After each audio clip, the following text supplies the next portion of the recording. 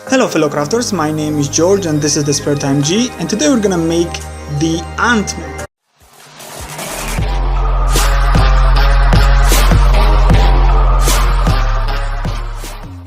If you enjoy my projects, consider subscribing and turning the notification bell to get notified once I upload a new video. So today I decided to make the tutorial, so to say. It is going to be a full-length video of me making the project. And I hope you enjoyed this one, because this is going to be as uncut as possible. So I start out by making the simple body of the Ant-Man. It is not very difficult, as you have to make a simple humanoid body. At this scale it is a little complex, because you have to work with tiny details, but if you try hard, I think you will succeed. Just follow these steps I'm making right now, as I'm softening up the clay and making the basic shapes of the limbs, feet and hands, of course. And I also will add the head later on, because it is a little bit tougher to work together with the whole body. So the most important thing about making the human figure, in this case the male figure, is the proportions, as the figure of a man is probably the most common thing which has been sculpted throughout the history and maybe even painted. So our eyes is adapted to find out all the details and all the structures of the human body, and if something is off, probably the legs are longer than natural, or maybe hands are shorter, or vice versa.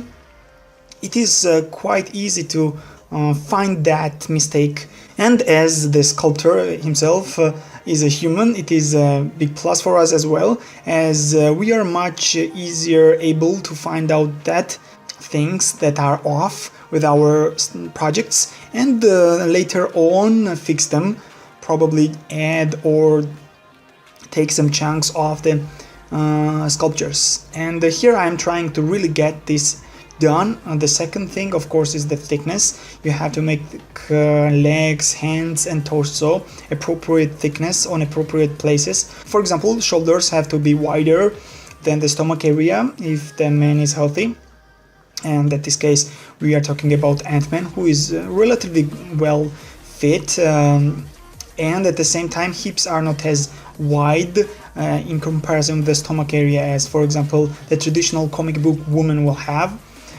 Feet also have to be quite thick, and the hands at this point, they do not need to be as muscular as the traditional comic book characters, as we are going with the movie version of the character.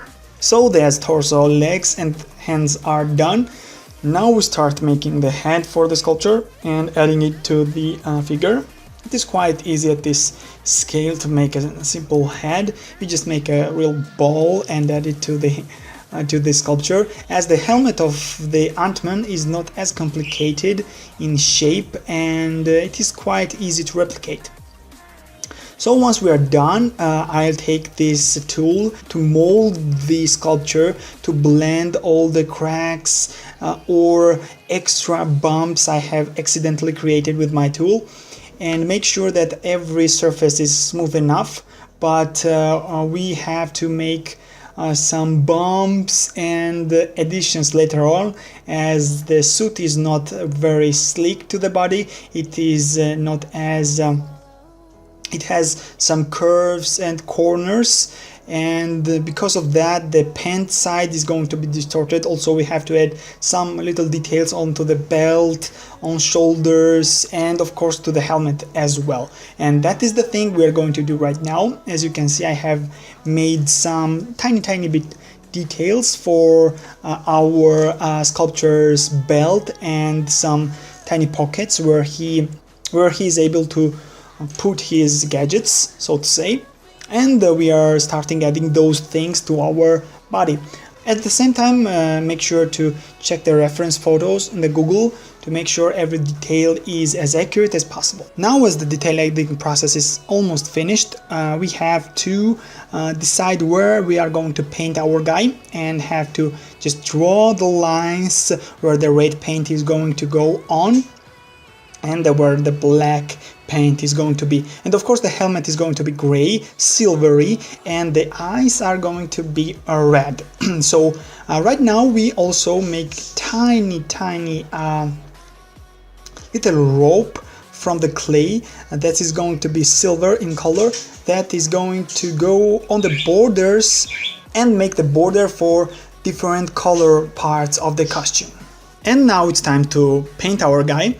I of course always use brushes for painting, but in this scale I have to use the same tool, just put it into the paint itself, and then try to put that paint onto the figure. It's going to be quite a time-consuming thing, as the surface area of this tool is not very large, and it is going to be really hard to make the smooth transition of the paint onto the body, and we really do not want at this scale to have really nasty wrinkles and cracks and so on. And we are almost done. Let's take a magnifying glass and give a look at our detailing.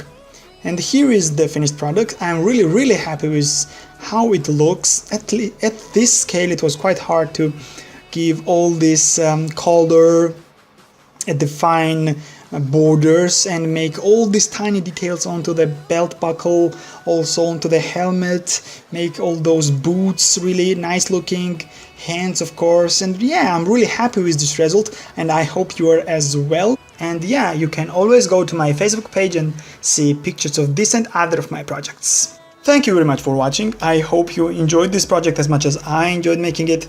It was quite tough to make, but what I have to say, I'm very skilled. I managed doing that. And hopefully you will be able to do something like that as well. And I will see you in the next episode.